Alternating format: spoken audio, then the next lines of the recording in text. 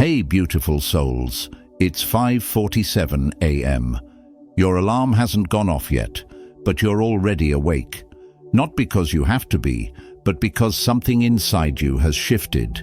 You lie there in the darkness, and for the first time in months, maybe years, you don't feel that familiar weight pressing down on your chest, that anxiety about the day ahead, that voice whispering you're not enough, you're falling behind, you're wasting your life.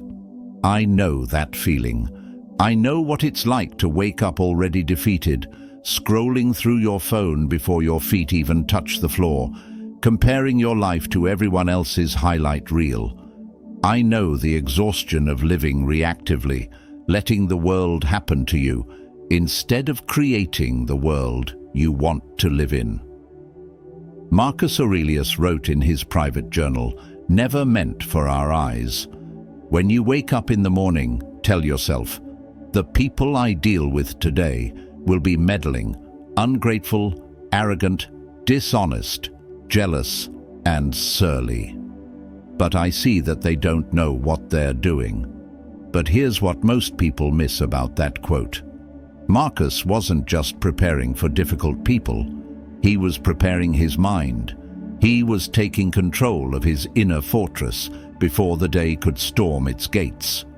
What if I told you that everything changes when you claim the first hour of your day? Not for your boss, not for your family, not for your endless to-do list, but for the cultivation of your soul. The Stoics knew something we've forgotten in our notification-addicted world. The morning is sacred ground. It's where empires of the mind are built or destroyed.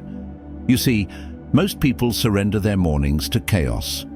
They wake up, immediately check their phones, rush through some coffee, and stumble into their day like soldiers without armor walking onto a battlefield. Then they wonder why they feel overwhelmed, reactive, and perpetually behind. But you're different. You're here because something deep within you knows there's another way, a way that transforms you from a victim of circumstance into an architect of destiny. Today, I'm going to share with you 10 morning practices that will revolutionize not just your mornings, but your entire existence. These aren't productivity hacks or motivational fluff. These are battle-tested principles that Marcus Aurelius used to run an empire, that Epictetus used to find freedom in slavery, that Seneca used to maintain peace while advising a tyrant. Your transformation begins tomorrow at dawn, but only if you're brave enough to claim it. Before we dive in, if this message is resonating with something deep inside you, hit that like button, subscribe to this channel, and whatever you do, don't skip any part of this video. Each principle builds on the last, creating an unbreakable foundation for your new life. Drop this affirmation in the comments. Tomorrow morning, I reclaim my power. Now let's get into it. Number 1. Wake up before the world wakes up. There's a moment, maybe you've felt it, when the world is still asleep and you're awake. The house is quiet, the streets are empty, your phone isn't buzzing yet. In that silence, you can actually hear yourself think. You can feel who you really are beneath all the roles you play, all the masks you wear. Seneca wrote, "Every new thing excites the mind, but a mind that seeks truth turns from the new and seeks the old." He wasn't talking about being stuck in the past. He was talking about returning to the eternal truths that get drowned out by modern noise. When you wake up before the world, you're not just setting an alarm. You're declaring independence. You're saying, "My life is not subject to the tyranny of the urgent." Think about it. When do you ever get time that's truly yours? Not stolen moments between meetings, not exhausted hours before bed, but prime time when your mind is fresh and the world can't reach you. I used to be someone who hit snooze 4 times, who dragged myself out of bed at the last possible moment, already behind, already stressed. My mornings felt like being shot out of a cannon into chaos. But everything changed when I started waking up at 5 a.m. Not because I'm naturally a morning person. I'm not. But because I realized that those quiet morning hours are where legends are forged. In that pre-dawn darkness, you're not a parent, an employee, a student. You're not your failures or your successes. You're pure potential, your consciousness itself, preparing to sculpt another day of your one precious life. The Roman emperor would wake before dawn, not because he had to. He could have slept until noon if he wanted, but because he understood that the morning mind is like virgin snow, unmarked by the footprints of daily chaos. Whatever you plant in those first moments grows throughout your entire day. Start with just 30 minutes earlier than usual. Set your alarm across the room so you have to physically get up. And when that alarm goes off tomorrow, remember, you're not just waking up. You're accepting an invitation to join the ranks of history's greatest minds, who knew that empires, internal and external, are built before sunrise. Number 2. The cold morning truth ritual. Picture this. It's 5:30 a.m. You're standing in your bathroom, staring at your reflection. But instead of rushing through your morning routine, you pause. You look yourself in the eyes, really look, and you tell yourself the truth. Not the comfortable lies we whisper to ourselves, but the raw, uncomfortable, liberating truth.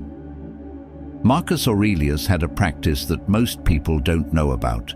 Each morning, he would examine himself with brutal honesty. "What brings no benefit to the hive brings none to the bee," he wrote. He understood that self-deception is the enemy of greatness. This morning truth ritual isn't about self-criticism. It's about self-awareness. It's about standing naked before your own consciousness and asking, who am I becoming? Is this the person I want to be? Most people go their entire lives without ever having this conversation with themselves. They wonder why they feel disconnected, why they make the same mistakes over and over, why change feels impossible. I remember the first time I really did this. I looked in the mirror and admitted things I'd been running from for years, that I was scared, that I was playing small, that I was letting fear disguise itself as practicality. It was uncomfortable. My ego screamed at me to look away, to check my phone, to do anything but face that reflection. But here's what the Stoics knew. Discomfort is the price of admission to a meaningful life. When you start your day with radical honesty, you strip away the power of self-deception. You can't fix what you won't face. After you tell yourself the truth, splash cold water on your face. Feel the shock of it. Let it wake up every cell in your body. The Stoics practiced voluntary discomfort, not because they were masochists, but because they understood that resilience is built through small, daily acts of courage. Stand there, water dripping from your face, and make a declaration. Not a wish, not a hope, but a declaration of who you're choosing to be today. Say it out loud. Today, I choose courage over comfort. Today, I choose growth over stagnation. Today, I choose to be the person I'm capable of becoming. This isn't positive thinking. This is warrior thinking. This is the difference between those who dream and those who do. Number 3. The gratitude of last days.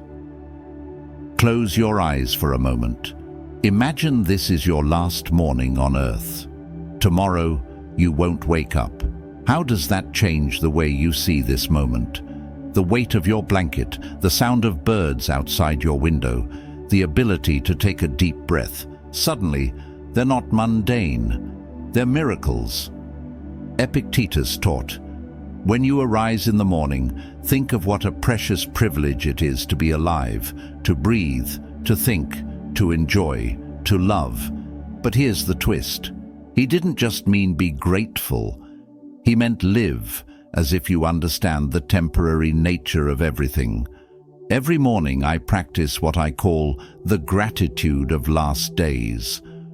I don't just list things I'm grateful for like I'm checking boxes. I feel into the reality that everyone I love will die. Everything I have will be lost. This body will fail. This sounds morbid, but it's the opposite. It's liberation. When you truly grasp that this might be your last morning with your health, your last morning in this home, your last morning with the people you love, gratitude isn't an exercise anymore. It's an explosion of awareness. That coffee isn't just coffee. It's a symphony of farmers, truckers, roasters who made this moment possible. That sunrise isn't just pretty. It's a cosmic dance that's been happening for billions of years, and you get to witness it. I think about my grandmother who passed last year. How many mornings did she wish for just one more sunrise, one more cup of tea, one more ordinary, beautiful morning? And here I am, living her wish, and I almost missed it because I was worried about an email. The Stoics called this memento mori. Remember you must die. Not to be depressing, but to be fully alive. When you start your morning acknowledging the temporary nature of everything, you stop taking it for granted. You stop wasting time on petty grievances. You stop postponing joy. Write down 3 things you're grateful for, but here's the key. Write why you're grateful for them. Feel into what life would be like without them. Let your heart break open with the beauty of having them right now. This isn't just gratitude. This is falling in love with being alive. Number 4, move like your life depends on it. Your ancestors would be confused by gyms.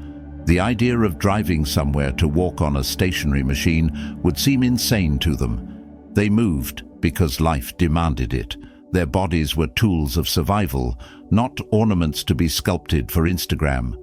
But we've lost something essential. We've forgotten that the body and mind are not separate. They're one system.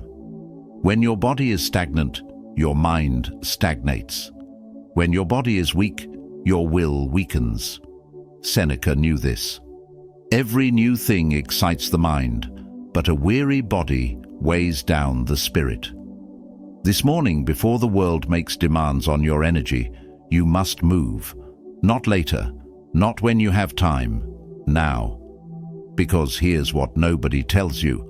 Morning movement isn't about burning calories or building muscle. It's about declaring sovereignty over your physical existence. I'm talking about 20 minutes. That's it. Push-ups beside your bed, squats in your living room, a walk around your block, yoga in your bedroom. It doesn't matter what you do. What matters is that you do it with intention. Each push-up is a vote for strength over weakness. Each stretch is choosing flexibility over rigidity. Each step is momentum over stagnation. Feel your heart rate rise. Feel the blood pumping through your veins. This is you coming online. This is your warrior spirit awakening. Our bodies are designed for movement, and when we deny them this basic need, we pay the price in anxiety, depression, and a general sense of disconnect from our own existence. Marcus Aurelius, while leading military campaigns, would train with his soldiers, not because the emperor needed to be physically strong, but because he understood that the discipline of the body creates discipline of the mind. When you push through that moment when your muscles scream, "Stop," you're training yourself to push through when life screams, "Quit." Start tomorrow. Set out your workout clothes tonight. Make it so easy that your excuses sound ridiculous even to you.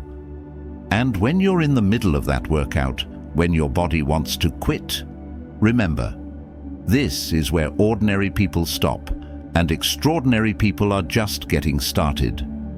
Your body is the only home you'll ever truly own. Treat it like the temple it is. Number 5. Feed your mind before you feed the world. Here's a question that changed my life. What's the first thing you consume in the morning? For most people, it's social media, news, other people's opinions, other people's problems, other people's lives. You're literally starting your day by filling your mind with everything except your own wisdom. Epictetus was enslaved for 30 years, yet he found freedom through philosophy. How? He understood this truth. No one can hurt you without your permission. Every morning, before the world could tell him who he was, he reminded himself of who he chose to be. For 15 minutes each morning, before you check your phone, before you turn on the news, before you let the world in, read something that elevates your soul. Philosophy, poetry, biography of great lives, sacred texts. Not self-help fluff, but words that have survived centuries because they speak to something eternal in the human spirit. I keep Marcus Aurelius's Meditations on my nightstand. Some mornings I read Rumi. Sometimes it's a biography of someone who overcame impossible odds. The specific book doesn't matter. What matters is that you're programming your mind with nobility, wisdom, and possibility before the world tries to program you with fear, lack, and limitation. Think about it. We're so careful about what we eat, but we'll consume any mental junk food that comes our way. We wouldn't eat garbage for breakfast, but we'll scroll through toxic comments, political outrage, and comparison-triggering posts before our feet hit the floor.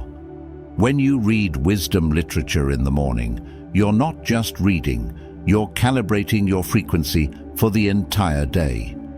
You're surrounding yourself with the thoughts of humanity's greatest minds. You're joining a conversation that transcends time and space. Tomorrow morning, instead of reaching for your phone, reach for a book. Instead of seeing what everyone else is doing, discover what you're capable of becoming. Let the first voice you hear be one that calls you to your highest self, not one that triggers your lowest fears. Guard your morning mind like a sacred garden, because whatever seeds you plant in those first precious moments will grow throughout your day, your week, your life. Number 6. The strategic silence. There's a noise inside your head that never stops. Plans, worries, replays of conversations, rehearsals for arguments that will never happen. Most people live their entire lives without ever experiencing true silence. They're terrified of it, but the Stoics knew that in silence you meet yourself. Marcus Aurelius wrote, "Nowhere can man find a quieter or more untroubled retreat than in his own soul." But here's the paradox. You can't find that retreat until you stop running from the silence. Every morning, sit for just 10 minutes in complete stillness. No guided meditation app, no background music, no distraction. Just you and the radical act of being present. Watch your thoughts like clouds passing in the sky. Don't judge them, don't follow them, just observe. The first few days your mind will revolt. It will scream that this is boring, pointless, that you have more important things to do. This is your ego fighting for its life, because it knows that in silence, its illusions dissolve. I remember my first week of morning silence. My mind was like a wild horse, bucking and thrashing against the stillness. But slowly, something shifted. In that silence, I found a voice I'd never heard before, my own true voice, buried beneath years of noise. This isn't meditation for relaxation. This is meditation for revolution. In that silence, you'll discover what you really want, who you really are, what really matters. you'll realize that 90% of your mental activity is just recycled garbage, and in that realization, you'll find freedom. Tomorrow morning, set a timer for 10 minutes. Sit with your spine straight, your eyes closed, and just be. When your mind wanders, and it will, gently return to the present. This is training for life, because mastery begins with the ability to master your own attention. Number 7. Write your day before it writes you. While others stumble blindly into their day, you will architect it. While others react to whatever comes their way, you will create what comes your way. This is the power of morning planning, but not the way you've been taught. Seneca said, "Every journey has a destination, whether you know it or not." Most people's destination is chosen by default, by whatever screams loudest for their attention. But you will choose your destination consciously. Take your journal and write 3 things. First, your primary intention for the day, not your to-do list, but who you intend to be. Today, I will be patient. Today, I will be courageous. Today, I will be focused. This becomes your North Star when the day tries to pull you off course. Second, write your 3 non-negotiables. The 3 things that, if you do nothing else, will make this day a victory. Not 20 things, not 10 things, 3. Marcus Aurelius ran an empire with this principle. Confine yourself to the present. Focus on what's essential. Eliminate everything else. Third, write your evening checkpoint. 1 question you'll ask yourself tonight. Did I live according to my values today? Did I choose growth over comfort? Did I show up as the person I'm becoming? This creates accountability to your morning self. I've been doing this for 3 years, and it's transformed my life from a series of random events into a deliberate creation. When you write your day before it begins, you're not at the mercy of circumstances. You're the author of your own story. Tomorrow morning, before the emails, before the demands, before the chaos, take 5 minutes to write your day, because if you don't decide what's important, everything will seem urgent. Number 8, the uncomfortable conversation. Every morning you must have the conversation you're avoiding, not with someone else, with yourself, about the thing you know you need to do but keep postponing. The Stoics called this premeditatio malorum, the premeditation of evils, but it's really about facing your fears before they face you. Epictetus taught, "When I see an anxious person, I ask myself, what do they want? For if a person wasn't wanting something outside of their own control, why would they be anxious? What are you avoiding? The difficult project? The hard conversation? The big change? Every morning you don't face it, it grows stronger, fed by your avoidance. But when you confront it in the morning clarity, it loses its power. Write down the one thing you're avoiding. Now write why you're avoiding it. Usually it's fear. Fear of failure, fear of success, fear of judgment, fear of change. Now write what happens if you keep avoiding it. The cost of inaction is always greater than the cost of imperfect action. I avoided starting this channel for 2 years. Every morning I'd think about it, then find a reason to wait. I need better equipment. I need more knowledge. I need the perfect moment. But one morning, I wrote down what my avoidance was really costing me. Not just opportunity, but self-respect. That afternoon, I recorded my first video. Tomorrow morning, identify your dragon, the thing you're avoiding. Look it in the eye. Make one small action toward facing it. Send the email. Make the call. Take the first step. Because courage isn't the absence of fear, it's action in the presence of fear. The thing you're avoiding is usually the thing you most need to do. Your morning mind knows this. Listen to it. Number 9. Connect before you disconnect. In our hyper-connected world, we're more isolated than ever. We have 500 Facebook friends, but no one to call at 3 a.m. We get 100 likes but feel completely unseen. The Stoics understood that true connection isn't about quantity, it's about presence. Marcus Aurelius, the most powerful man in the world, wrote, "What brings no benefit to the hive brings none to the bee." We are social creatures, designed for connection, but modern life has replaced connection with notification. Every morning, before the day scatters your attention, genuinely connect with someone. Not a text, not a like, not an emoji. Real connection. Look your partner in the eyes and be present. Hug your children like you mean it. Call a friend just to hear their voice. If you live alone, write a letter to someone you love. Not an email, a letter. Tell them specifically why they matter to you. Even if you never send it, the act of writing it changes your brain chemistry, floods you with oxytocin, reminds you that you're not alone. I started calling my father every morning, just 5 minutes. At first it was awkward, we'd never been close, but those 5 minutes became sacred. When he passed suddenly last year, I had no regrets. I'd told him everything. We'd connected 1,825 times in those 5 years. Tomorrow morning, choose connection over efficiency. Put your phone down when your child talks to you. Listen to your partner's dreams, even if you're running late. Reach out to someone who might be struggling. Because at the end of your life, you won't remember the emails you sent, but you'll remember the connections you made.